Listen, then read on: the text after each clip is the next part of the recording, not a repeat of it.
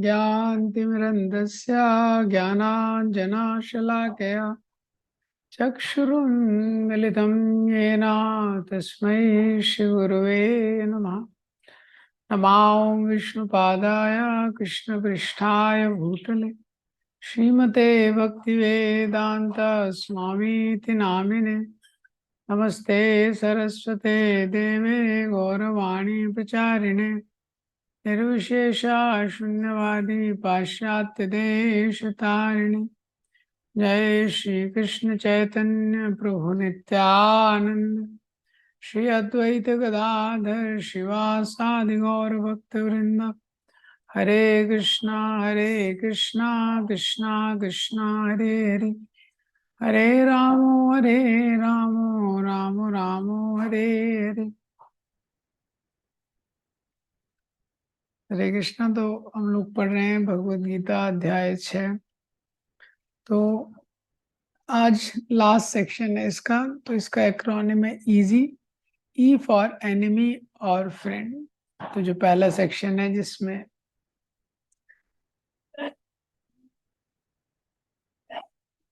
समझाया गया है किस प्रकार से जो मन है ये जीव का शत्रु भी है और मित्र भी। ए फॉर अष्टांग योगा। तो अष्टांग योग की जो अलग अलग प्रैक्टिसेस हैं वो उसमें बताई गई। S for successful. जो अनसक्सेसफुल योगी है उसका क्या फेट है, वो एस है। और वाई फॉर योगी। जो योगियों में सबसे हाईएस्ट योगी है वो कौन है।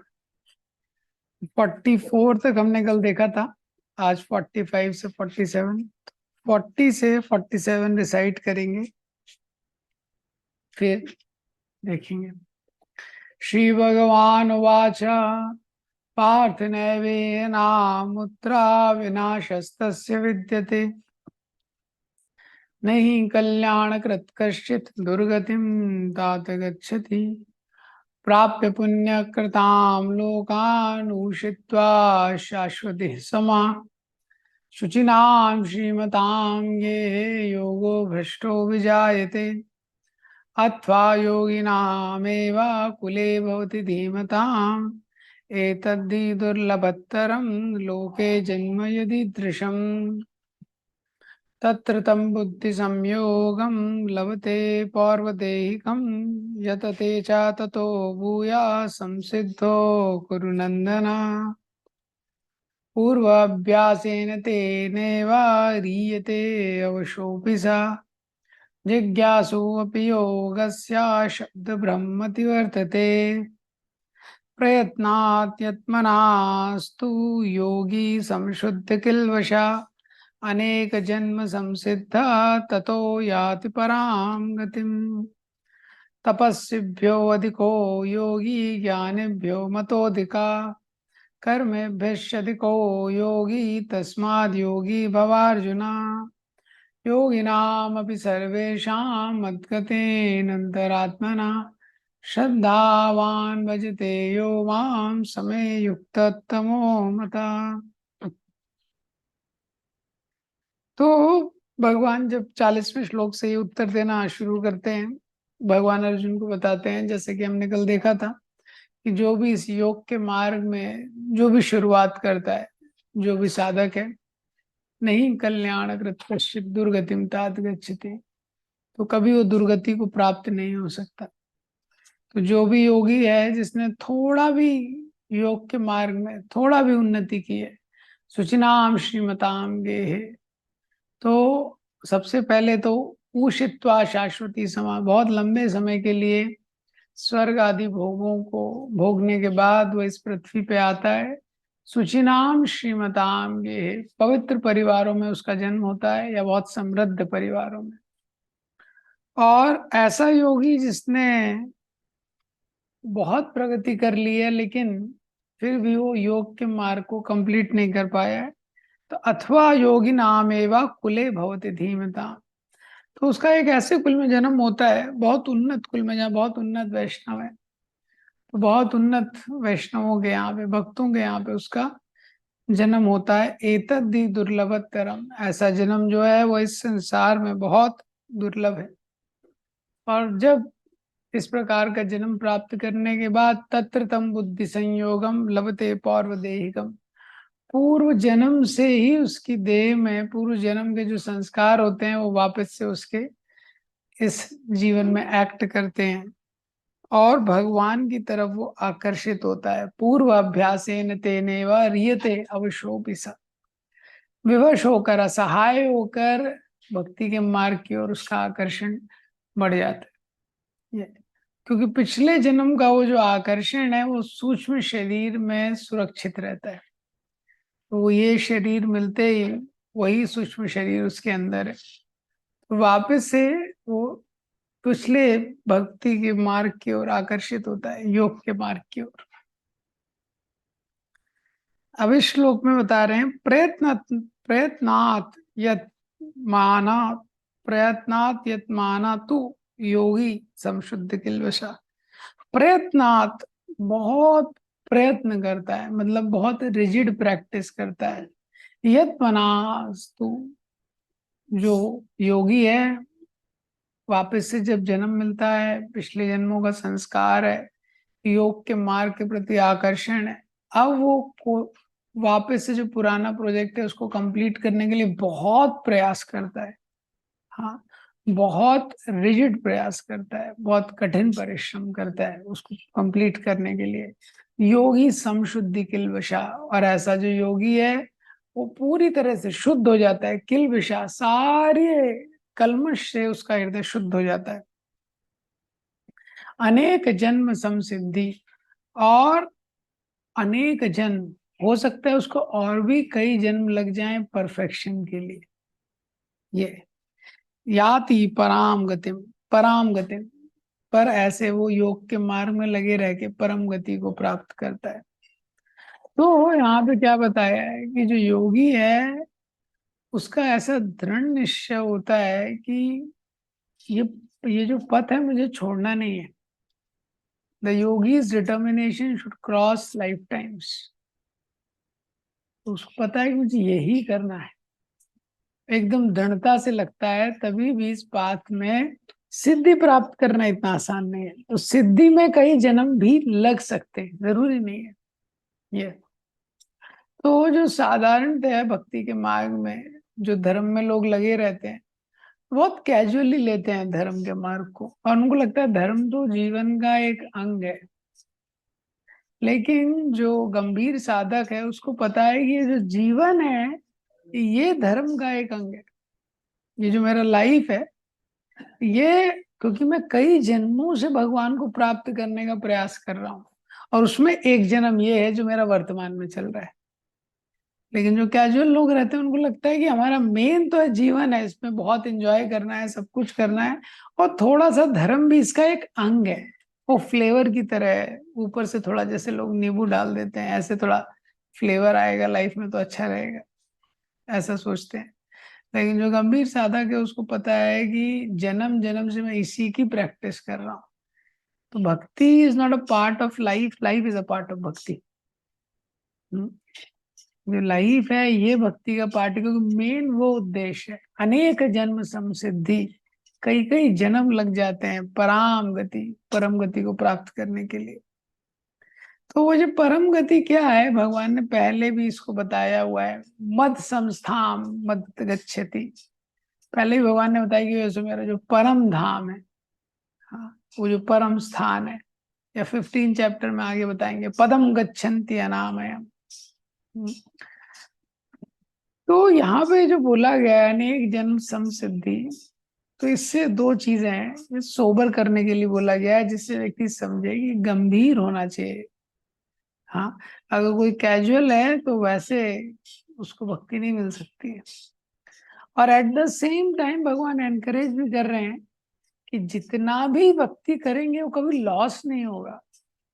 जैसे भी भक्ति करेंगे, जितना भी भक्ति हमने किया है, जो भी भगवान के प्रति आकर्षण है, वहां से भक्ति कंटिन्यू करता है। भौतिक जगत में कुछ भी करते हैं जीरो पे आ जाता है व्यक्ति वापस। लेकिन आध्यात्मिक जीवन ऐसा नहीं है। आध्यात्मिक जीवन में जितना भी हमने किया है वहां से कैरी ऑन करता है व्यक्ति। स्पिरिचुअल एडवांसमेंट कभी लॉस्ट नहीं होता है। कैरी ऑन होते रहता है। जैसे ही नया शरीर मिलेगा, शरीर छोटे से शुरुआत होगी, बुद्धि से, मटेरियल लाइफ छोटे से शुरुआत होगी, फर्स्ट क्लास से पढ़ना शुरू करेंगे, लेकिन आध्यात्मिक जगत का ऐसा नहीं है।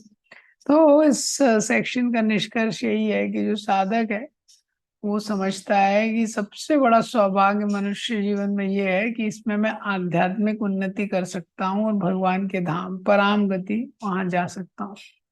और कितना भी जीवन लगे इस उद्देश्य को प्राप्त करने के लिए, मुझे इसके लिए दृढ़ता से प्रयास करना है।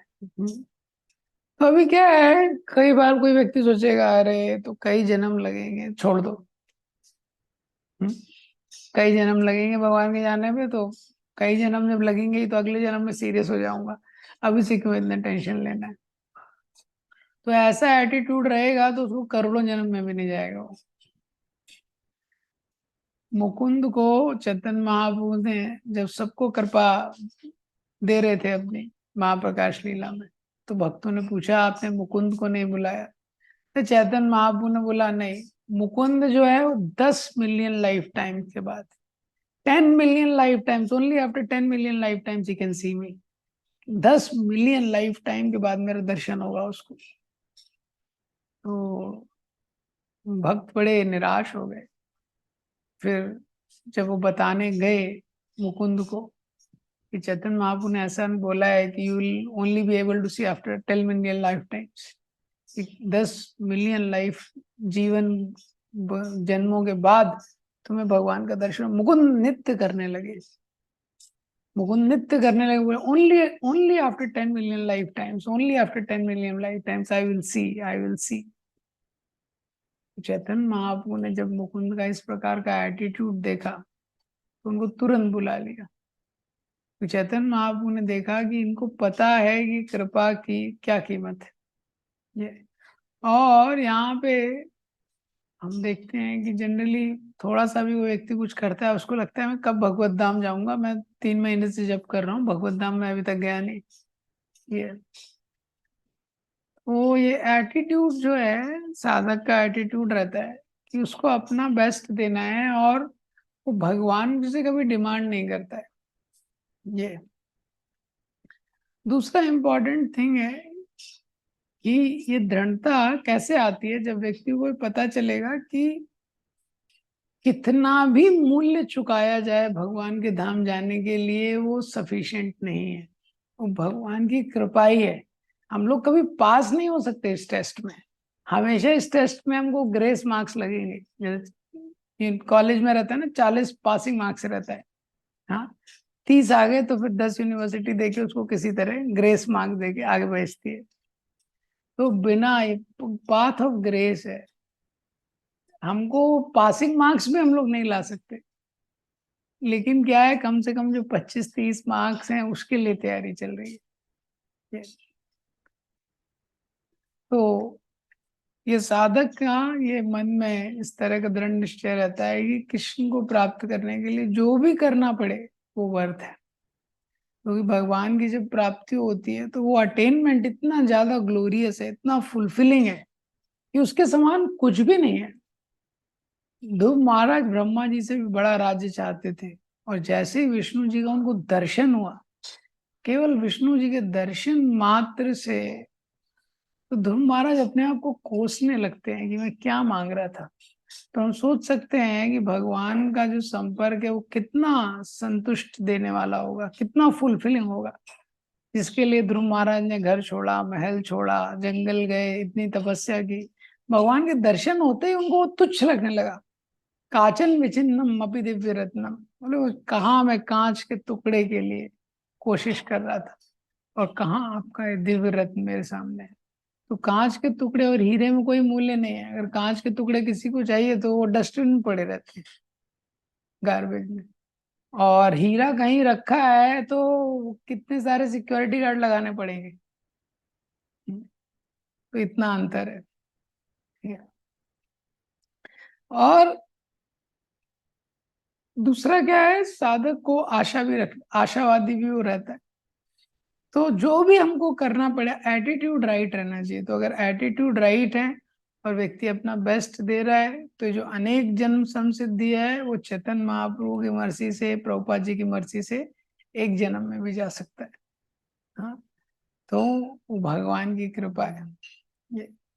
तो भक्तितीर्थ महाराज would say, once we'll go back to the spiritual world, millions of lifetimes here would be just like a flash of a second.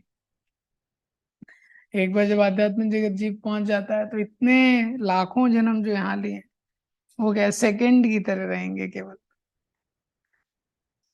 अब इसके बाद अगले श्लोक में बताते हैं, तपस्विभ्यो अधिको योगी ज्ञानिभ्यो मतोधिका कर्मभ्यश्च अधिको योगी तस्माद् योगी भव अर्जुन। तपस्विभ्यो अधिको योगी, जो तपस्वियां हैं तपस्वियों से अधिक योगी होता है। ज्ञानिभ्यो मतोधिका, और ऐसा माना जाता है कि ज्ञानियों से भी श्रेष्ठ योगी है। कर्मभ्यश्च अधिको योगी, जो कर्मी है सकाम कर्मियों से भी श्रेष्ठ योगी है। तस्माद योगी भव अर्जुना, इसलिए हे अर्जुन तुम योगी बनो। तो इस श्लोक में भगवान बड़ी रिपीटेडली और बहुत स्ट्रांगली ये बोल रहे हैं कि योगी बनना चाहिए। तो स्वाभाविक है, ये योगा का चैप्टर ही चल रहा है, अष्टांग योगा का, तो भगवान योगा के बारे में बोल रहे हैं कि योगी बनो। जो योगी है वो तपस्वियों से श्रेष्ठ है, ज्ञानियों से श्रेष्ठ है, सकाम कर्मियों के श्रेष्ठ है। तो यहाँ पे जो योगा शब्द आया है ये अष्टांग योगा के लिए नहीं, ये भगवान नेक्स्ट में क्लियर करेंगे, नेक्स्ट वर्स में। योगा का मतलब है कनेक्शन। योगा शब्द का मतलब क्या है? कनेक्शन। किसके साथ कनेक्शन? उस परम सत्य के साथ कनेक्शन, भगवान के साथ कनेक्शन। तो यहाँ पे ये सिद्धांत बताया जा रहा है कि कनेक्शन बहुत इंपॉर्टेंट है केवल क्रिया को करने से। जैसे कोई केवल तपस्या कर रहा है, या केवल ज्ञान शास्त्रों को केवल पढ़ रहा है, या कर्म केवल काम कर रहा है, लेकिन भगवान से कनेक्ट नहीं कर रहा है, तो वो इतना यूजफुल नहीं है। ये सिद्धांत है। प्रभुपाद जी ये चीजों को तात्पर्य में बहुत क्लियरली बताते हैं। तो प्रभुपाद जी बोलते हैं, when we speak of yoga it refers to linking our consciousness with the absolute truth. हाँ, कि जो कॉन्शियसनेस है उसको एब्सोल्यूट ट्रुथ से जब हम कनेक्ट करते हैं, तो कोई भी चीज है, ऑस्टेरिटी है, कुछ भी है, जब तक वो भगवान से कनेक्ट नहीं होता है तो उसका उतना यूज नहीं है। किस लिए यूज नहीं है? ट्रांसेंडेंटल पर्सपेक्टिव से, आध्यात्मिक उन्नति के पॉइंट ऑफ व्यू से ज्यादा यूज नहीं। जो कुलशेखर महाराज है मुकुंद माला स्तोत्र में लिखते हैं, अगर भगवान का स्मरण नहीं हो रहा है तो fasting is an exercise for fat removal.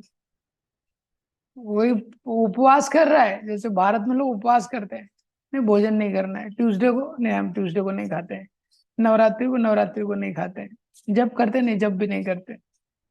हाँ, तो जब भी नहीं करता है, कुछ भजन भी नहीं करता है और प्रसाद भी नहीं खाता है, ये तो वो फास्टिंग का कुछ ज्यादा मतलब नहीं है। उससे फैट रिमूवल होगा, हेल्थ के लिए अच्छा है। और नेचुरोपैथी वगैरह में एक तरीका ही है, बहुत सारी बीमारियां चली जाती हैं केवल उपवास करने से। ये क्योंकि जो बॉडी है, बॉडी का शरीर का स्वभाव है कि अपने आप को ये स्वयं ही स्वस्थ करता है। शरीर, इसमें सेल्फ हीलिंग कैपेसिटी रहता है।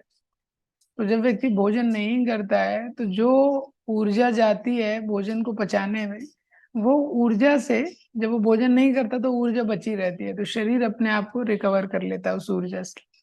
हाँ, तो फास्टिंग से वो होता है। हाँ, लेकिन आध्यात्मिक उन्नति के में कोई यूज नहीं है इसका ज्यादा। हाँ, आध्यात्मिक रूप से अगर कोई व्यक्ति तपस्या कर रहा है लेकिन वो तपस्या कृष्ण को प्राप्त और प्रसन्न करने के लिए नहीं है, तो उसका कोई ज्यादा यूज नहीं है। ये इस तरह का सिद्धांत है। प्रभुपाद जी ने बताया है हमको तपस्या करना चाहिए एकादशी के दिन, हॉलीडेज के दिन, उस दिन तपस्या करना चाहिए, फास्टिंग करना चाहिए। और फास्टिंग में मेन ये है कि प्राइमरी गोल है कि भगवान को याद करना चाहिए, उस दिन ज्यादा जप करना चाहिए, ज्यादा भगवान का स्मरण करना चाहिए, उसके लिए ये बताया गया है ये।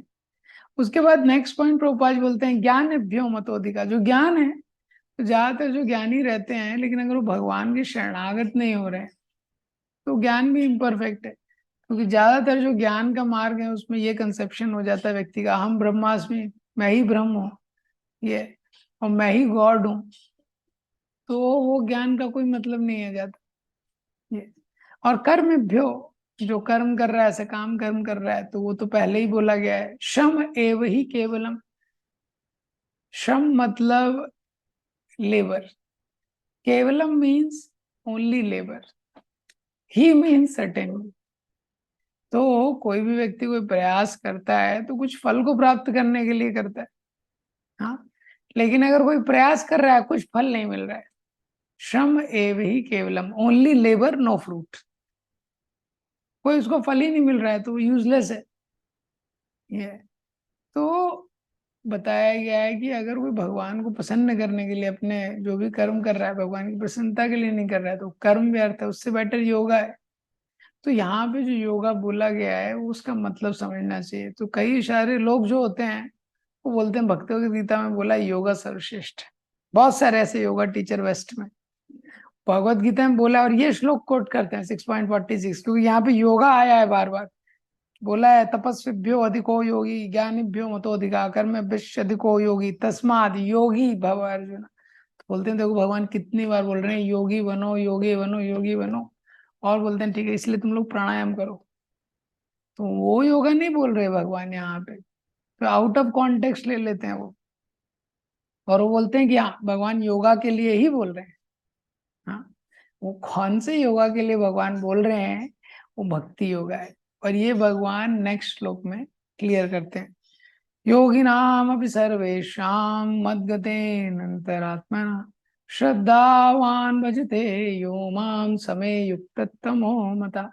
योगिनाम अपि सर्वेषां, जितने योगी हैं, सर्वेषां, योगिनाम अपि सर्वेषां, जितने योगी हैं, मद्गतेन अंतरात्मना, अंतरात्मना मीन्स अपने आप में अंदर, हाँ, मत गते वो मेरे बारे में सोचते हैं, वो मुझे अपना उद्देश्य बनाते हैं। मत गति, मैं उनकी गति हूँ, मैं उनका गोल हूँ। श्रद्धावान, श्रद्धा के साथ, भजते यो मां, वो मेरी वर्शिप करते हैं। समय युक्त तमो मता, ऐसा जो भक्त है, ऐसे जो लोग हैं, वो बहुत घनिष्ठ रूप से मेरे से कनेक्टेड है।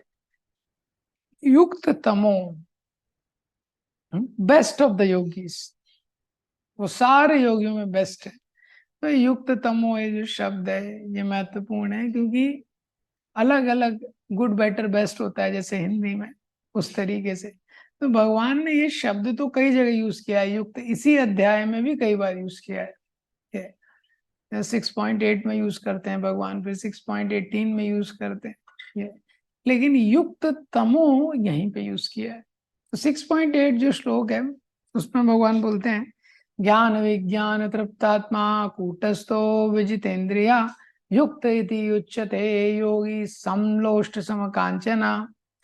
ज्ञान विज्ञान तृप्तात्मा, जो ज्ञान और विज्ञान के कारण जो तृप्त है, जो जीवात्मा, इंद्रियों पर जिसका संयम है, पत्थर को और सोने को समान देखता है, युक्त इति उच्चते योगी, ऐसा जो योगी है वो युक्त है।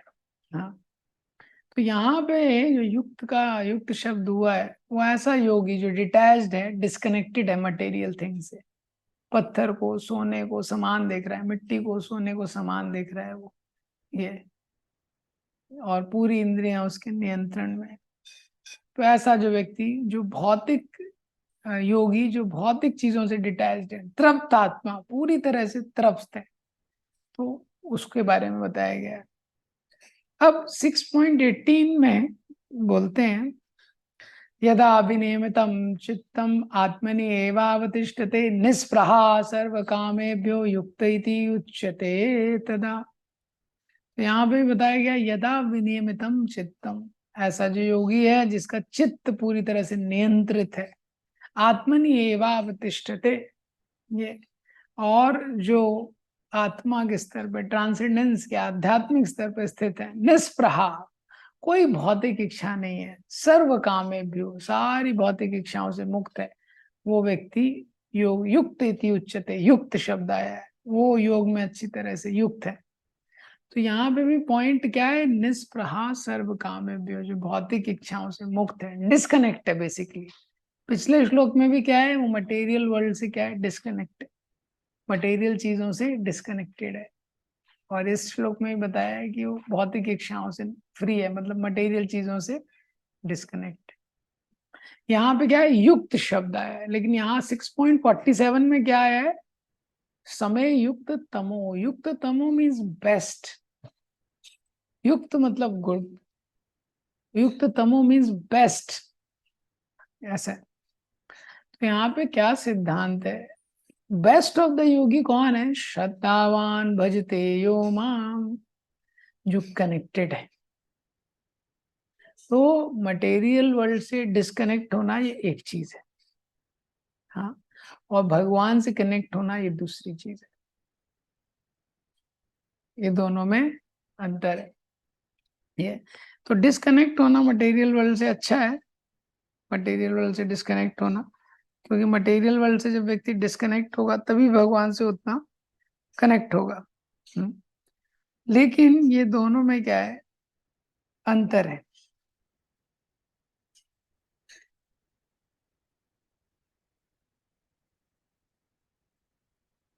तो जो कनेक्शन है वो हायर है, यहाँ पे बता रहे हैं। तो एक होता है फ्रस्ट्रेशन, एक होता है रिनंसिएशन, और एक होता है एब्जॉर्प्शन। तो फ्रस्ट्रेशन मतलब क्या है, व्यक्ति इंजॉय करना चाहता है, भोग करना चाहता है, लेकिन उसके पास वो अपॉर्चुनिटी नहीं है भोग करने की। हम्म, वो करना चाहता है। कई बार लोग सब कुछ छोड़ देते हैं, घर छोड़ देते हैं, सब छोड़ देते हैं, क्या है, नौकरी किया, नौकरी लगा नहीं उसका, ये, और घर में भी इतनी झंझट है, सब छोड़ देते हैं। फ्रस्ट्रेशन, वो करना चाहते हैं एंजॉय, हाँ, लेकिन क्या है कि उनका एंजॉयमेंट का अपॉर्चुनिटी नहीं मिला। एक बार प्रभु जी वेस्ट में गए, तो एक स्टूडेंट ने उनसे बोला, मैं आपका मंदिर ज्वाइन करना चाहता हूँ, मैं फुल टाइम ज्वाइन करना चाहता हूँ, मैं साधु बनना चाहता हूँ। तो उन्होंने बोला, ये तो कभी दिखा नहीं है लड़का, ये एकदम से कैसे आ गया, बोल रहा है फुल टाइम ज्वाइन करना चाहता हूँ। उसने बोला, लेकिन मैं आपको संडे को बताऊंगा, संडे को कंफर्म करूंगा। तो बोले, संडे का क्या कनेक्शन है इसमें? ये, तो बोले उसकी एक गर्लफ्रेंड थी, तो बोले उसने संडे तक का टाइम दिया है, तो अगर उसने मुझे रिजेक्ट कर दिया तो मैं मंदिर ज्वाइन कर लूंगा। तो ये फ्रस्ट्रेशन है, ये रिनंसिएशन नहीं। तो फ्रस्ट्रेशन में क्या है, वो व्यक्ति भोग करना चाहता है, लेकिन उसके पास अवसर ही नहीं है, उसके पास कोई अवसर नहीं है एंजॉय करने का। Frustration means I want to enjoy but I can not, ये। लेकिन रिनंसिएशन क्या है, I don't want to enjoy. तो वो जो हमने पिछले श्लोकों में देखा, 6.8, 6.18, he does not want to enjoy, वो एंजॉय नहीं करना है। तृप्त आत्मा, वो तृप्त है, वो एंजॉय नहीं करना है। जैसे संसार में भोग की इच्छा नहीं है। कूटस्थो विजितेंद्रिया सम लोष्ट सम कांचन, वो रिनंसिएशन है, ये। लेकिन उसके भी बेस्ट क्या है, एब्जॉर्प्शन, एब्जॉर्प्शन। तो यहाँ पे क्या है, जो 6.47 में ये कनेक्शन है, ये एब्जॉर्प्शन है, वो भगवान से जो कनेक्ट होता है वो बेस्ट योगी है, जो कनेक्टेड है, केवल मैटर से डिस्कनेक्टेड नहीं है, भगवान से कनेक्टेड है। श्रद्धावान भजते योगा, श्रद्धा के साथ। भजते means transcendental service to the lord. Prabhupada ji कैसे ट्रांसलेट करते हैं इस भजते शब्द को, दिव्य प्रेम भक्ति करता है, रेंडर्स ट्रांसेंडेंटल लविंग सर्विस, ये है भजते शब्द का अर्थ। तो भगवान सब जीवात्माओं के हृदय में रहते हैं, ये, और वो सब जानते हैं। तो सबसे बेस्ट भक्त भगवान बोल रहे हैं, वो है जो श्रद्धा के साथ, विश्वास के साथ मेरी भक्ति में लगता है, मुझे शरणागत होता है, ये, वो सबसे बेस्ट है। मद गते अंतरात्मना, मेरे बारे में वो सोचता है, मैं ही उसका उद्देश्य हूँ, ये। तो इस तात्पर्य में प्रभुपाद जी ने बहुत सारी चीजें बताई हैं।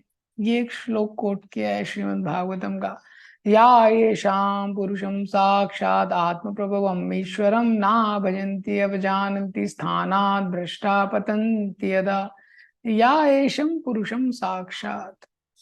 तो जो साक्षात है भगवान का जो ग्लोरिफिकेशन है, ये कि जो पुरुष हैं, जो परम पुरुष हैं, साक्षात पुरुषम साक्षात, he is original person, preamble, सबसे पहले जो परम पुरुष है।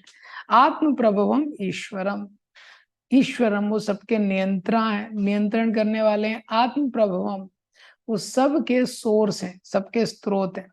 और अगर उनका कोई पूजा नहीं करता है, ना भजंती, हाँ, तो क्या करता है वो? अविद्या के कारण, इग्नोरेंस के कारण, अवजानंती, अवजानंती मीन्स मिसअंडरस्टैंडिंग, अजानंती मीन्स नो अंडरस्टैंडिंग। तो अवजानंती मीन्स वो सही से भगवान को नहीं समझ पाता है, इसीलिए भगवान के भजन में नहीं लगता है ये। तो वो मिसअंडरस्टैंड करता है कि ये सुप्रीम भगवान कौन है। और फिर क्या होता है? स्थानात भ्रष्टा, स्थानात भ्रष्टा, वो अपनी स्थिति से गिर जाता है। जैसे योग भ्रष्टा भगवान ने यूज किया था, जो योग के मार्ग से भ्रष्ट हो जाता है, ऐसे स्थानात भ्रष्टा पतंती अदा, वो गिर जाता है। तो प्रभुपाद जी इसको एक्सप्लेन करते हैं, फॉल डाउन हो जाता है। तो भजंती यहाँ पे क्या है? एक साधारण पूजा नहीं है। ज्यादातर लोग सोचते हैं पूजा में तो कोई देवताओं की पूजा करता है, ये पूजा में अगरबत्ती दिखाता है, दीप दिखाता है। ये यहाँ पे क्या है? ये सेवा की बात हो रही है, लविंग डिवोशनल सर्विस। हाँ, लविंग डिवोशनल सर्विस। तो प्रभुपाद जी बता रहे हैं जीव भगवान का अंश है, और अगर हम भगवान की सेवा में नहीं लगेंगे तो जिस स्थिति हमको प्राप्त हुई है उससे नीचे गिर जाएंगे हम। वापस से हम भौतिक जगत में हमको बार बार आना पड़ेगा अगर हम उस भगवान की सेवा में नहीं लगेंगे। तो सारे जो भक्त हैं उनका ये उद्देश्य है कि भगवान की सेवा में लगना उनके लिए क्या है? ये इम्पोर्टेंट चीज है, भगवान की सेवा में लगना ये। तो अगर सीढ़ी की तरह देखा जाए तो जैसे कर्म कांड है, तो कर्म कांड की सीढ़ी कोई चढ़ेगा तो स्वर्गलोक तक जाएगा मैक्सिमम। उसका लिफ्ट कहाँ खुलता है? स्वर्गलोक में।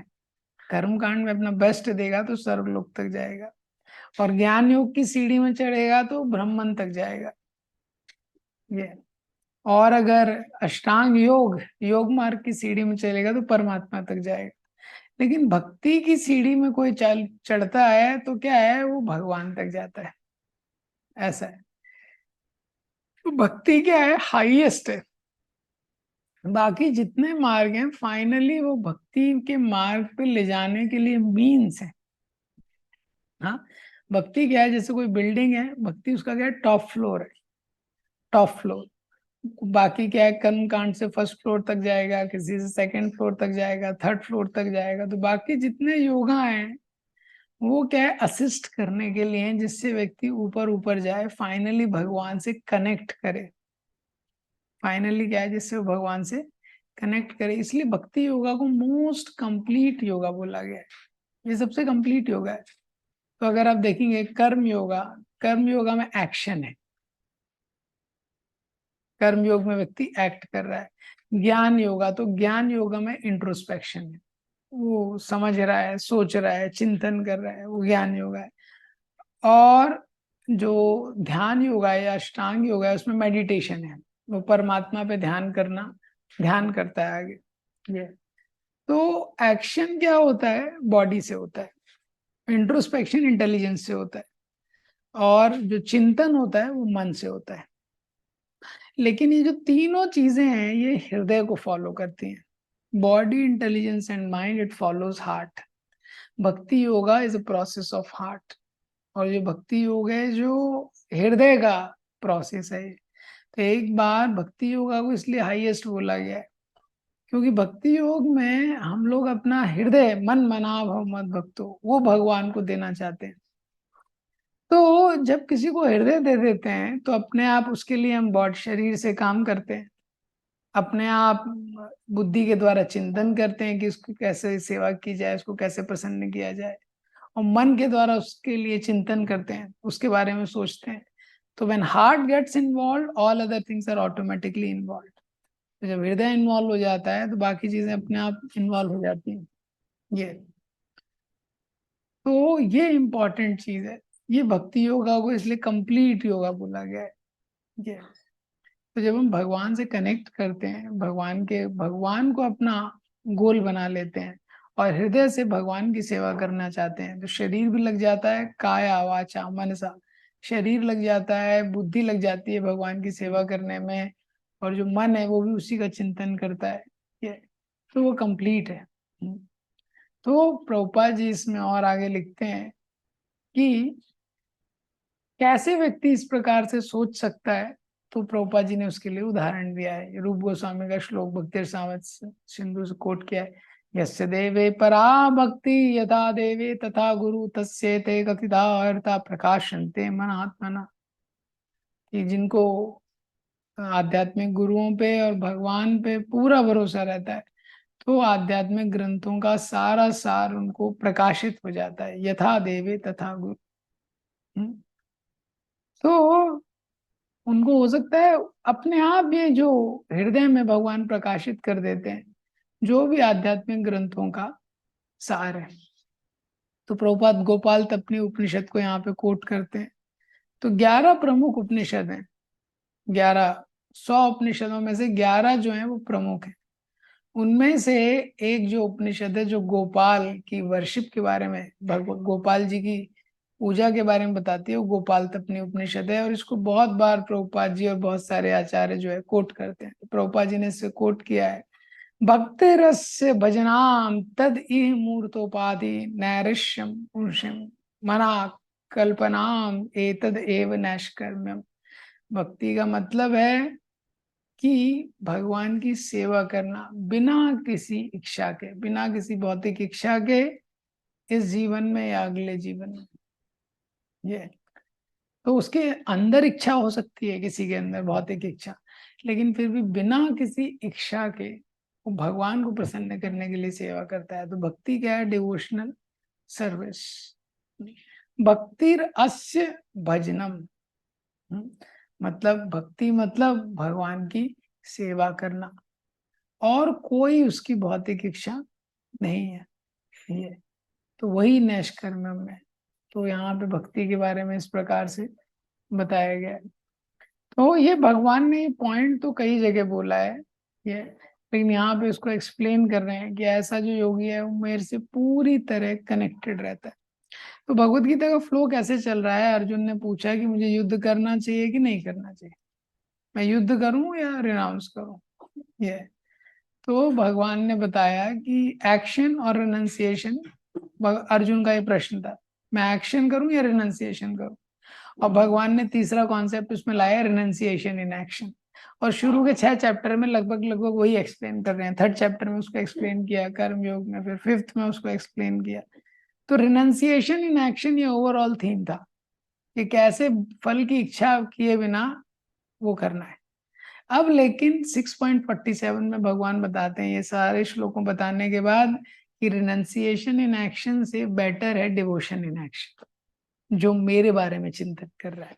और आगे के जो अध्याय हैं अभी 7th चैप्टर ऑनवर्ड से, तो उसमें ये फोकस शिफ्ट हो जाता है, उसमें डिवोशन इन एक्शन की बात होती है।